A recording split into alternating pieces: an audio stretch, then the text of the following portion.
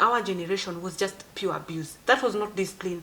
You cannot beat a child that way. And let me tell you, the amount of people I've talked to who felt like they questioned if they were born in that family because of how they were disciplined. Question, is this my mother? Is this my father? Are these my parents? Yeah, so we have to be vigilant. The reason why our women, the African, especially women in the African setup, that are able to tolerate physical abuse in their marriages and their relationship is, so the comparison is how you were abused versus how you're being abused right now. Abuser was their father, so their father abused them by beating them, so even now they feel like even their partner is not even doing as much. Enough of such things. Enough of women getting to a place where they are killed because they tolerated abuse to such levels.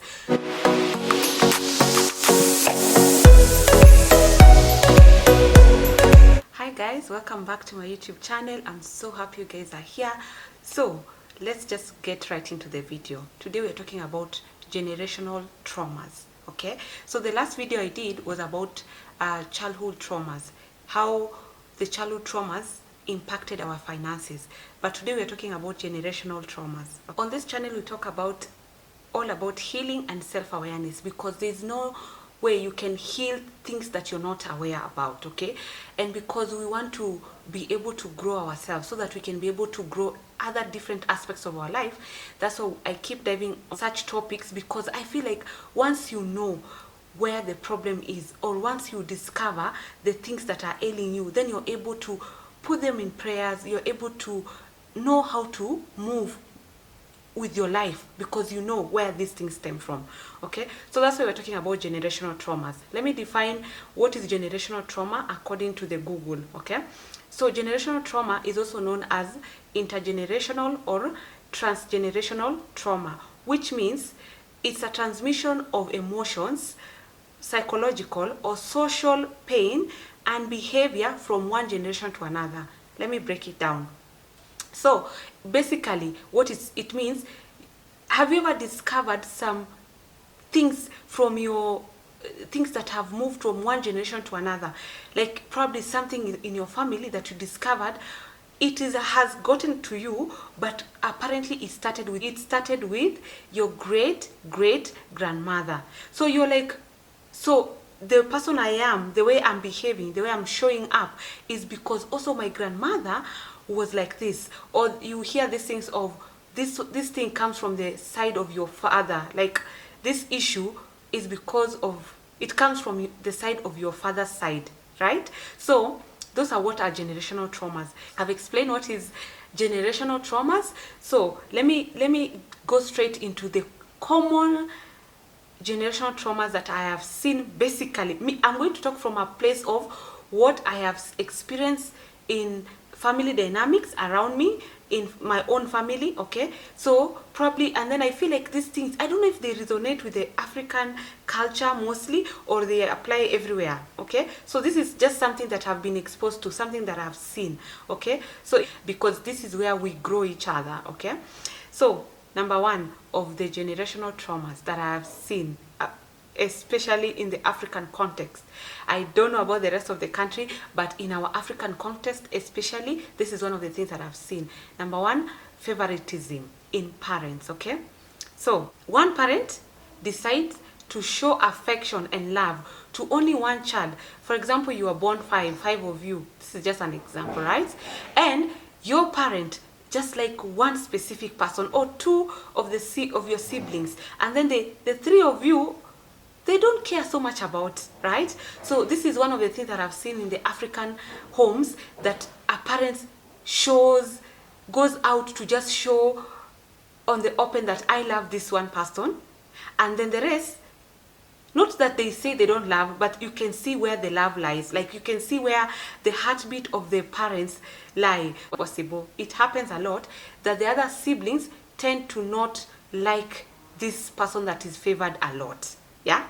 So, and especially let me tell you guys, in Kenya especially, I don't know if in Kenya especially, if your parents love one person, then for example, you're 5, the way I've said, and the person who is loved the most probably is a middle child or the last one. Right? So what the parents will do, even when you call for family meetings, like most important family meetings, the parents will decide if this one person that we love doesn't show up, then that meeting is not important. Like the meeting will not even go on if this person doesn't show up.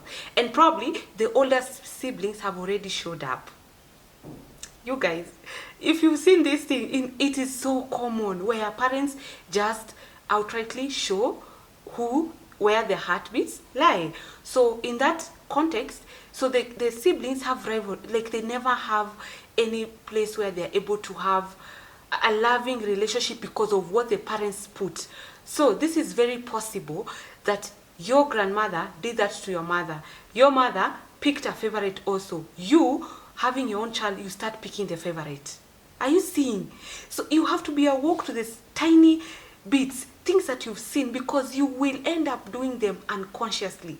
You will end up just showing love to one child, and it doesn't mean you don't love the rest, but it is just something that is downloaded, so that the same fight that your grandmother instigated in her family is the same fight that your mother instigated with your siblings. And now you're coming in 2024, you carry on the traumas, and then you do the same to your child, and then in another decade the kids have the same problem that was in your home.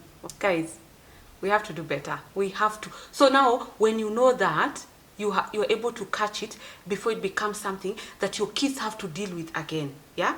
So now your kids will start fighting because one of the child was favored in that family. Okay. So that's number one. Number two, poverty. Okay. So when you grow up where the family has gone through poverty all throughout, so your grandparents didn't know how to be. They didn't experience any sort of wealth. Not even wealth, even comfort, the basic comfort.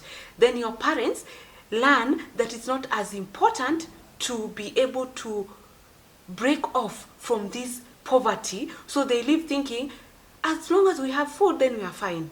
So the mentality is of, as long as we have food. Because imagine if you came from a household of poverty, so your requirement or your needs are the bare minimum of what you expect. So your parents pick up the same thing of, as long as we have a shelter, it doesn't, even if it's the worst shelter, they don't care. So it's very possible for that to be downloaded on you, to think that it's just a survival mindset. Like, we have food, what else are we looking for? So it can be downloaded on you without you consciously knowing. Okay, so you end up even not trying to achieve more because you can live with less. So your tolerance of living with poverty, and I don't know if that is the right word to use, but your tolerance of living with not the comfort of life becomes a norm to you. So you also pass it down on your kids as a way of just saying, we don't need a lot. And it's not even asking, you're not even asking for a lot, you're actually asking for basic. So let me use this as an example. So for example, your parents used to have, like, maybe eat only one meal because they didn't have money, right? So they carry the same mindset of, we don't have to eat 3 meals in a day. That's just like a human survival thing. It's not even, you're not even asking for much, right? So your parents start teaching you guys, it's not a must that you have 3 meals. So you also end up teaching your kids that you don't have to also strive to make it better for your kids to have the 3 meals, or to live, for example, you lived in a thatched home. So your parents teach you, if we only have a mabati house, then we are fine. Are you seeing? So you have to really be intentional of breaking free from the scarcity mindset and survival mindset, so that you're able to offer your kids better than what you saw, right? And in the same case, even some parents have, because of the poverty that they went through, they learn how to hold things. Like, you find they have containers of, let me use an example. So you go to homes where you find the containers that have been used for probably what can I use, like Blue Band. Let me just use an example because that's what is common in most houses. So the containers that after using the Blue Band, then they leave the containers to use them later because they don't know how to throw those things away. So even you're thinking it's just you saw your mother holding those containers, now you come hold those containers in your own home, right? So that's what I'm saying. Like, you sort of hold to things, you don't know how to throw things. You buy things with boxes, you don't know how to throw boxes because you saw the holding. And even some parents go ahead and it becomes so hard for them to even share food, even when you have you are now past the poverty stage. Like, you are in a very bad situation, but probably this generation is able to help your parents to do better, but your parents or your mom is still hiding food as a way of, because the mentality is we might not get food tomorrow. Okay, that's number 2. Number 3, culture, expectation, and gender roles. Okay, so you find that strict gender roles were assigned to a particular gender. Okay, and let's say, for example, boys were assigned to be pressured to be tough and emotionless. So that's they assigned that task. And then the girls were assigned childbearing and marriage. Okay, so this leads to unfulfillment. Like, can you imagine if the only thing that your generation knows to do is to make sure for you to get married and have kids, and probably you want to do something else apart from just having kids, right? Because I feel like everyone is at the liberty of deciding when to have kids, when to get married or not to get married. That's just a personal decision that you have to make. But you come from a generation where they are very insistent on, for a woman to be a woman, and I'm using quote and unquote, you have to have kids and be married. If that does not happen, then you sort of are not even recognized in their society. You're not recognized in your own home because for them they put emphasis on that. Or if you're a man and you sort of you try to express your emotions, then you become so shunned away because they can't understand how you are trying to you're not tough enough. So they look at you as if you're not tough enough. Okay, so because you're forced into these roles of you have to be this way and you have to be this way, you end up feeling like you lack autonomy, yeah, and you don't feel fulfilled. Because what if you're a man and you are very emotional? What if you're a woman and you do not want to go the route of having kids or being married?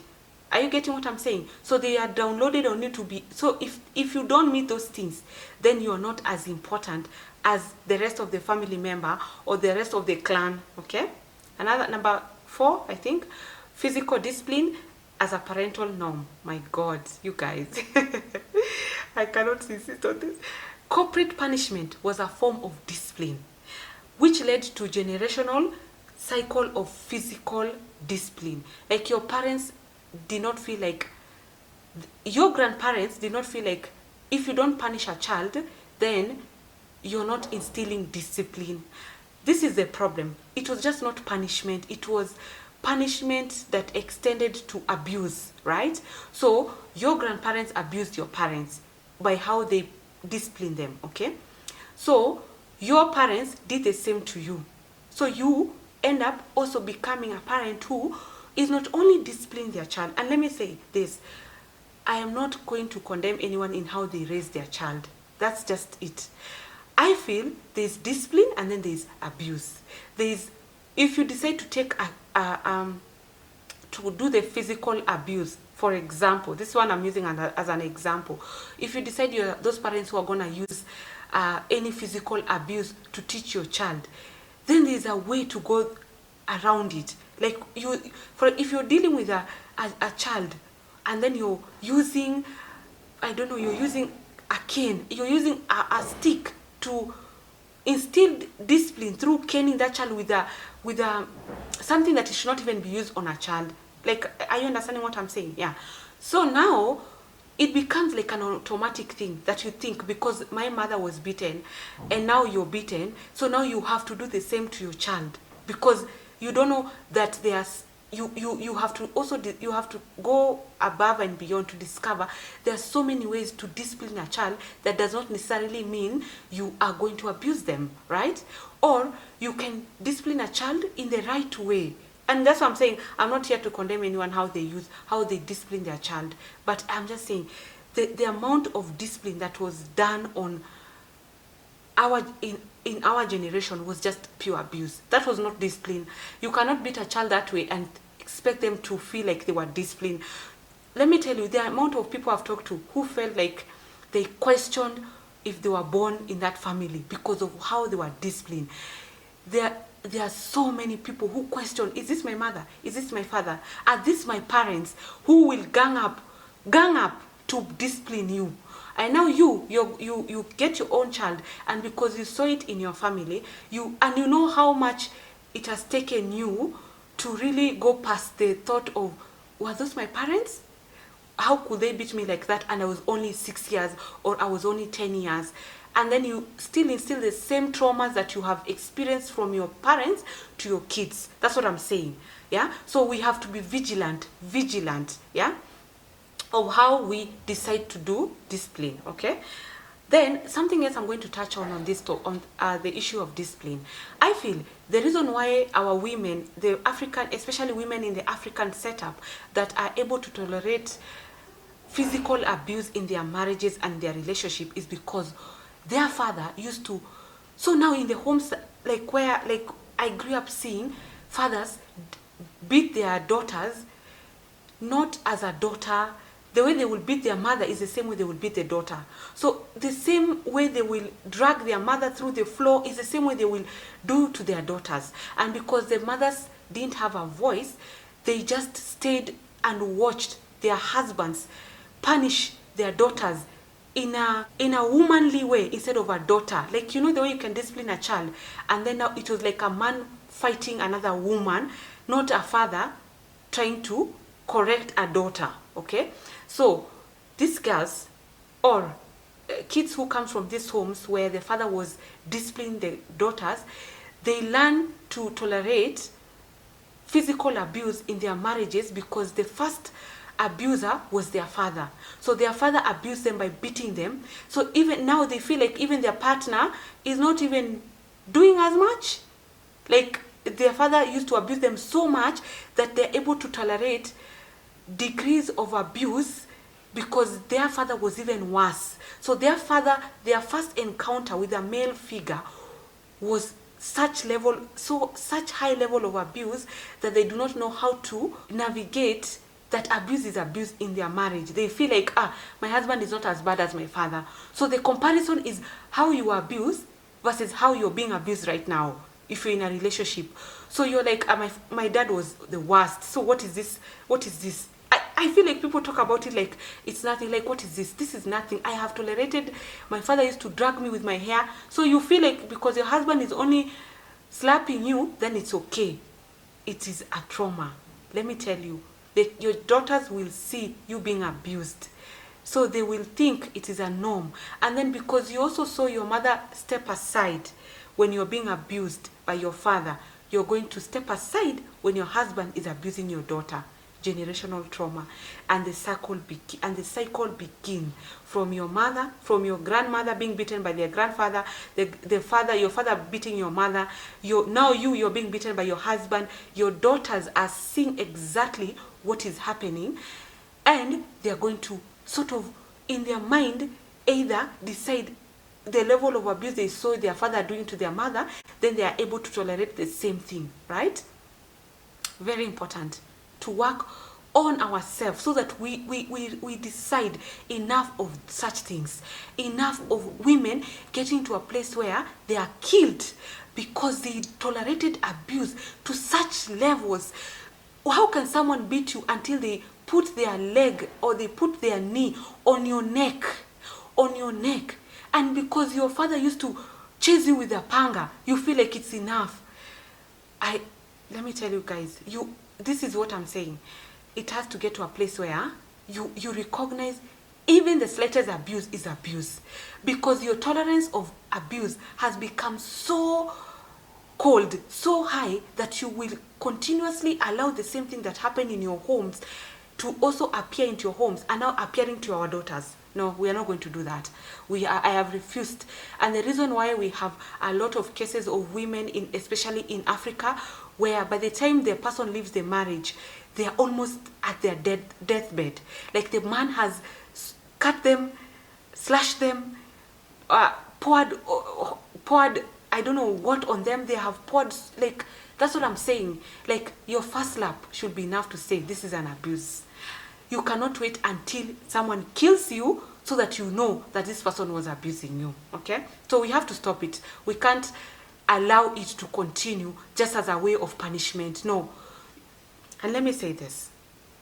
What makes you think that when you come into a partnership, you are a grown-up, this person is a grown-up, you can sit down and have a discussion as grown people, and if you don't agree, you call a third party to help you to help you have that conversation without this person having to beat you, to show you that you're not listening, or as a sort of punishment. Who made it that to that place where people feel like that is all right? It's not okay. I'm gonna say it here. That's not okay, and I feel we need to have that discussion. But I'm just gonna go through to the next point. Okay? So that is another thing. Another thing that I've seen as a generational trauma is anger. My God, let me tell you. Let me say this here. Your parents, and I've seen this especially in where a parent treats their family members so badly, and they shout and they scream and they can't even communicate anything. And then, for example, they were shouting and screaming and someone comes to knock at the door. And if it was your father or your mother, because it can be both gender, these traumas are not just generated by one parent, okay? It can be from your mother or from your father because of probably how they grew up, okay? And then this partner hears the door being knocked, and you hear him laughing outside and saying and greeting that person politely, and you cannot even understand, was it the same person who was shouting in the house and screaming? That's what I'm saying. I have seen this anger issue where a parent will bolt so much anger beyond what a child has done, beyond what a spouse has done. And then now you're here wondering why you have also the same anger issue. It's because it was made so common in your household, and then you knew how to mask the anger. Like, and I'm telling you, most people who have this anger issue, the only people who can attest to this is the people who live with them. They depict very polite, cordial people when they're outside, but in their household, if you talk to their people who live in the same household, they have a different version of them, right? Because they don't know how to probably verbalize outside, so they bring all the anger inside their houses, okay? So this is very common because you saw your parents being so angry and you are not allowed to voice it. So you have a very poor emotional regulation way. You don't know how to regulate yourself emotionally. Yeah, so you will know only how to bottle up what you've seen your parents do. So it sort of turns into anger. Yeah, so the same cycle. So you saw anger being depicted in your home. Because you didn't have any authority to be able to put the fire off, you carry that thing inside of you, and because you're not able to emotionally regulate yourself or work on your emotions, you also become angry because of the things you've seen. Okay, yeah. And this is the reason why, especially in African society, your parents, the anger that they depicted, they bolted towards you, has created a lot of child-parent strained relationship. Like, now you're grown and you can't understand why was your parent that angry all the time? Angry. And let me tell you, here in African society, when they were angry, they will break anything. Like, they will break anything. They will break the door, break the television, and they will buy, and then they will break the tables. So it's such a something that I think most of us have gone through. Or you've seen your neighbor, or you've seen your aunt, or you've seen one of your family members go through this, where when the father was angry, they will break things in the home. Yeah, and chase you away. And so now when you grow up, you decide, I will never go back home. So it's sort of, it brings a strained relationship. Okay? You unconsciously wonder why you're angry, because of the things you saw that you have not worked on. So now they show up, they seep. Let me tell you, the worst thing to do is for you to ignore the things that happened in your home. You think like they can't, nothing can happen. Have you ever seen a Coca-Cola soda, and you try to shake it up? So you've capped it, yeah? And when you shake it up, it seeps, like it finds its way out, regardless of the fact that it is closed. That's what happens. Those things that you have seen, you have carried for so long from your home, like anger, someone just shakes you like this, just a little bit, and then you seep through other things. So that's why it is important. Let me tell you guys, it is important to know and work on such things, because they will seep through your life. That anger that you keep showing, anything small, you're angry, and then when you become angry, you're sort of like possessed. You're so angry, you want to kill, you want to break, you can't even understand how you're overpowered, like you can't even control yourself. I've seen this in so many people, where when they're angry, no one can hold them together, no one can control them. They want to destroy something for them to feel okay. Yeah, so that's what I'm saying. They seep on the cracks. You think, so you have to work on that thing, so that you don't carry it to your kids, because the same anger you saw, you're now showing it to your kids. So what are we doing here? Yeah, so you have to work on yourself. Okay, another thing that I've seen as a childhood trauma, as a generational trauma, is silence and suppression of emotions. Okay, so this is where the cultural norms valuing resilience and expression, emotion open, is often discouraged, especially among men. That's what I've said. Like, you're not allowed to express your emotions. So a child grows up not able to express vulnerability, causing mental health and anxiety and depression. Yeah. So let me ask you, the reason why to date, so this is a generational thing. It happened when you were growing up.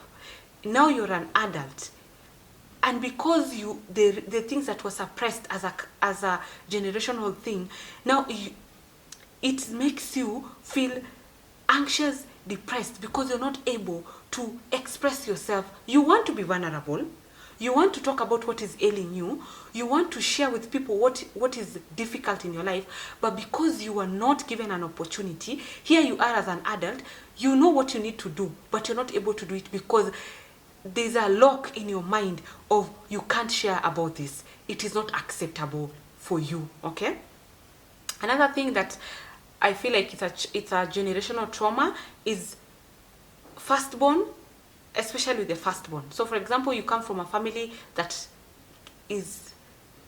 come from a low income household, like you struggled. Okay, so the responsibility of a firstborn is imposed on making sure the family gets out of the poverty situation or the low income situation. Okay, so much burden is put on a first child. Like, I especially here, I hear people saying, like, your firstborn is the person who is going to come and, like, sort of save you, deliver you, like deliver the family from the poverty situation. So your father made sure that was the pressure that was instilled on the firstborn in their family. So your father knows nothing than to instill the same thing to you. So you also operate from a place where you think your firstborn is the person who is going to come and help you, because that's something that you've seen. So you keep putting pressure on the firstborn child, and the responsibility and the caregiving that is expected from a firstborn child is exhausting. Really exhausting. Okay, even managing the household duties, most responsibilities were put on the firstborn. So that's why we say we have firstborns have traumas of the things that were imposed on them. You had to be number one, you had to do well in school, you had to get married rightly, you had to, like, your life had to be a certain way, because your parents instilled and they verbalized over and over again, your siblings are looking up to you. So you go also do the same thing to your child and say, your siblings are looking up to you. So it comes from above, it's just trickled down. So you keep passing the same thing. Imagine if you're the firstborn and you knew the pressure that comes with being a firstborn, and the pressure of living a life, probably not even a life that you'll have wanted, because assuming you're a firstborn and you decided you don't want to choose one of the biggest courses, the major courses like a lawyer, a doctor, an engineer, you had to choose a career that suits your parents, right? So if you decided to be, for example, a dancer, it was not accepted.